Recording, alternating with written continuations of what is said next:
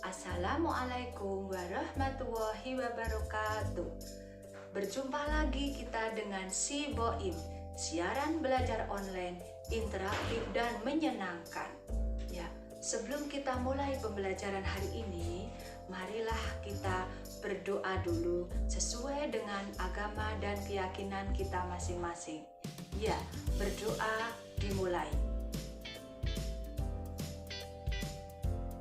Selesai. Ya, pada pagi hari ini kita akan belajar materi kelas 4 tentang tema 3, subtema 1, PB 1 tentang hewan dan tumbuhan di lingkungan rumahku. Ya, adapun tujuan yang akan kita capai dari pembelajaran hari ini adalah 1. Bisa membuat daftar pertanyaan untuk persiapan wawancara. Yang kedua, kita akan mengetahui kerusakan lingkungan akibat interaksi antara manusia dan lingkungan yang tidak seimbang. Kemudian yang ketiga, kita akan mengetahui karakteristik dataran rendah, dataran tinggi, dan pantai. Ya, seperti kita ketahui, negara kita populer dengan julukan negara agraris. Apa itu negara agraris, anak-anak? Siapa yang tahu? Iya, negara agraris adalah negara di mana sebagian besar penduduknya bermata pencaharian sebagai petani. Iya, betul anak-anak. Ya, sekarang apakah kalian tahu salah satu tanaman yang bisa ditanam di daerah pertanian adalah apa, anak-anak? Iya, salah satunya adalah padi. Iya. Mungkin ada lagi selain padi yang kalian ketahui? Iya, bisa ketela, bisa singkong, kemudian mungkin kacang, kedelai, ya, dan masih banyak lagi tanaman-tanaman yang bisa kita tanam di daerah pertanian tersebut. Ya, sekarang anak-anak, kalian bisa menyanyikan lagu Menanam Jagung? Iya, yuk kita bersama-sama menyanyikan lagu Menanam Jagung. Ayo kawan, kita bersama menanam jagung di kebun kita. Ambil cangkulmu, ambil pangkurmu, kita bekerja tak jemu-jemu. Cangkul, cangkul, cangkul yang dalam, tanah yang longgar, jagungku tanam. Beri pupuk supaya subur, tanamlah benih dengan teratur. Jagungnya besar, lebat buahnya, tentu berguna bagi semua. Cangkul, cangkul, aku gembira menanam jagung di kebun kita. Iya, itu adalah lagu Menanam Jagung, anak-anak. Ya, tetapi padi adalah merupakan makanan pokok yang utama bagi penduduk di Indonesia. Ya, kalian tahu mungkin bagaimana cara menghasilkan padi yang bagus, memanen padi yang melimpah? Banyak sekali cara yang mungkin bisa kita lakukan. Ya, mungkin awalnya adalah kita harus mencari bibit yang bagus. Ya, betul. Kemudian berikutnya apa lagi? Kita harus merawatnya dengan baik. Salah satu cara merawat dengan baik adalah mungkin dengan pengairan yang bagus atau irigasi yang airnya bisa melimpah atau banyak sehingga padi dapat hidup dengan subur. Kemudian selain itu apalagi anak-anak? Iya, kita menyiangi rumput-rumput yang mungkin ada di sekitar tanaman padi tersebut sehingga padi bisa tumbuh dengan subur. Selain itu, apalagi anak-anak? Kita bisa merawatnya dengan memberikan mungkin pupuk atau pestisida. Ya. Sekarang kita akan mencoba membuat daftar pertanyaan untuk persiapan wawancara yang berhubungan dengan pertanian padi tersebut. Ya. Sebelum membuat pertanyaan, kita akan mengetahui dulu apa arti wawancara, kemudian apa arti narasumber, dan apa arti pewawancara. Ya, yuk kita lihat. Wawancara adalah percakapan antara dua orang atau lebih untuk mencapai informasi tentang sesuatu hal yang menjadi topik permasalahan. Kemudian berikutnya, narasumber adalah orang yang diwawancarai. Kemudian berikutnya, pewawancara adalah orang yang melakukan wawancara. Ya, itu adalah beberapa hal yang harus kita tahu sebelum kita melakukan wawancara. Ya. Kemudian dalam wawancara tersebut kita sebelumnya harus membuat daftar pertanyaan. Iya, betul. Tetapi sebelum kita buat pertanyaan, kita mesti tahu dulu apa saja kata tanya yang harus kita gunakan. Iya, apa saja anak-anak? Iya, contohnya di sini. Cara membuat kalimat tanya dengan kata apa, siapa, di mana, mengapa, dan bagaimana. Iya, itu adalah beberapa kata tanya yang bisa kita gunakan. Sekarang kita akan membuat pertanyaan dengan topik atau tema tentang pertanian. Sekarang kita akan membuat contohnya ya anak-anak. Iya, apa yang ditanam di sawah? Kemudian siapa yang menanam padi di sawah? Di mana padi ditanam? Bagaimana cara merawat padi agar menghasilkan panen yang berkualitas? Ya, itu adalah beberapa pertanyaan yang bisa kita ajukan apabila narasumber dari wawancara tersebut adalah para petani. Iya. Oh iya anak-anak, tadi Bu Guru sudah memberikan beberapa cara agar kita menghasilkan panen padi yang bagus. Salah satunya adalah cara kita merawat agar kita bisa memanen padi dengan melimpah dan berkualitas. Apa tadi anak-anak? Iya, kita merawatnya dengan baik. Ya, apa tadi cara merawatnya? Iya, dengan memberikan pupuk atau memberikan pestisida untuk membasmi segala hama yang bisa menyerang padi tersebut.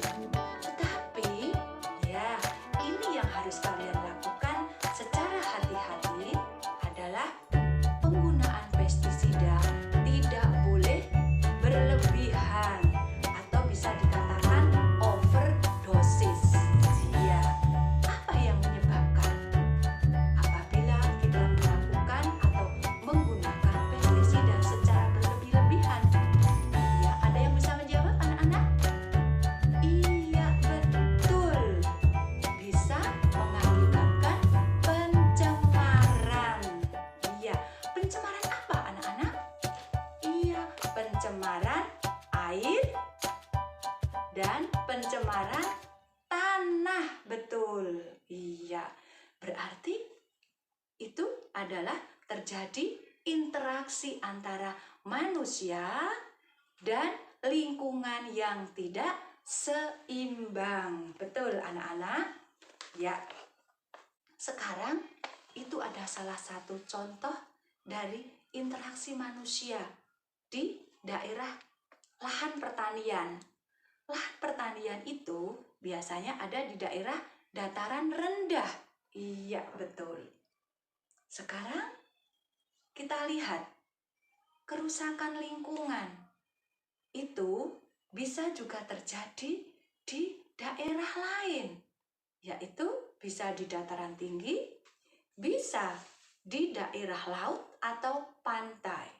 Ya, sekarang kita lihat interaksi antara manusia dan lingkungan yang tidak seimbang di daerah dataran tinggi atau di laut atau pantai adalah contohnya apa, anak-anak?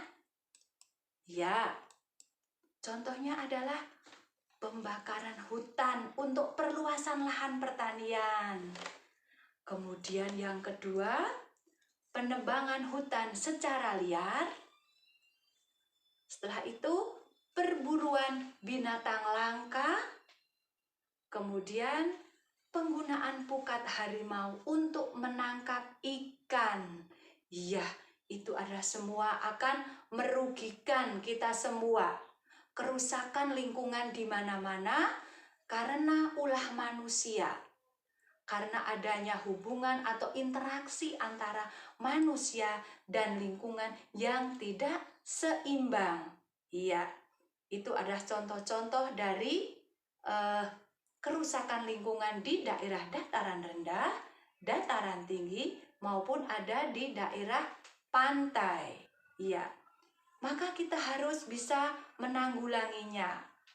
Kita harus ada kesadaran untuk membuat agar lingkungan kita menjadi terawat dengan baik, kemudian bisa melestarikannya dengan baik, sehingga interaksi manusia dengan lingkungannya menjadi seimbang, sehingga saling menguntungkan.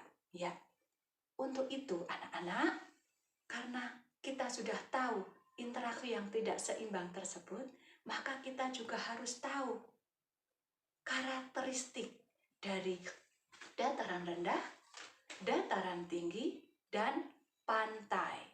Iya, sekarang kita akan mengetahui dulu apa ciri-ciri atau karakteristik dari dataran rendah. Ya, yang pertama, dataran rendah itu adalah di mana sebuah dataran yang berada di ketinggian antara 0 sampai 200 dari atas permukaan laut. Ya. Kemudian ciri yang kedua, beriklim sedang.